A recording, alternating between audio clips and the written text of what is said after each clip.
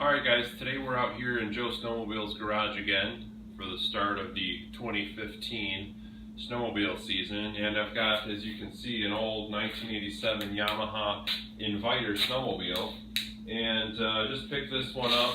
Was in storage for a long time. It's pretty clean, has a little bit of rust on the footwell area, and the skis had some damage on them, so I removed those, and I'm probably going to be putting some new skis on this thing. It has 202 miles on it, and a little bit of 0.2 of a mile, so very low miles. The nubs are still on the track.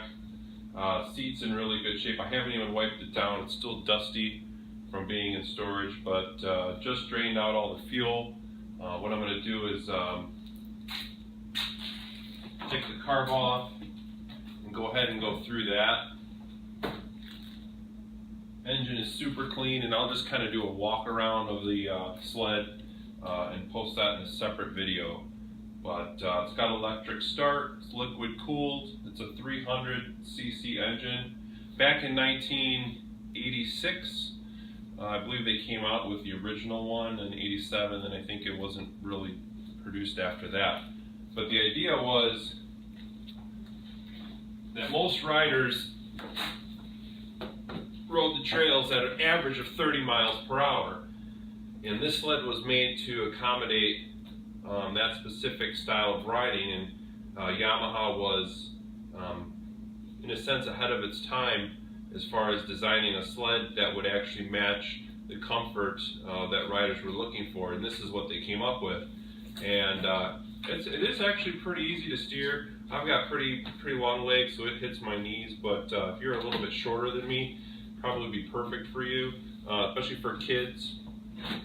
It has a really cool design on the backrest.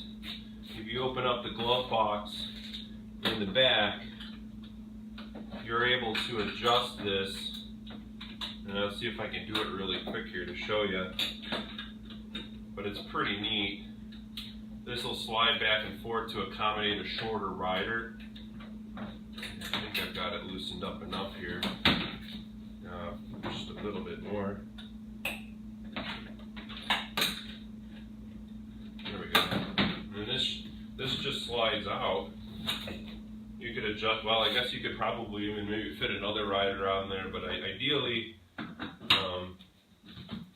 you can just probably adjust it out to wherever you need it, and if you're shorter, it's a nice spot to rest your back. So, of course, I'm taller. I need it all the way back. I'd have to ride like this. But, cool looking little sled. I'm kind of interested to see how it runs once I get it all put back together. Actually has a foam air box next to the carb, which is unique.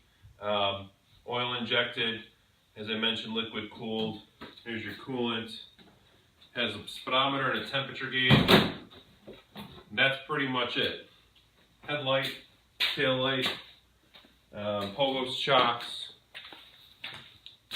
It does have the oil and gas levels, which are actually clear still, and you can actually see that still.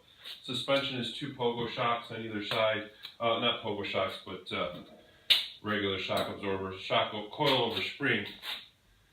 Or I should say spring over shock, whatever they call those. That's pretty much it.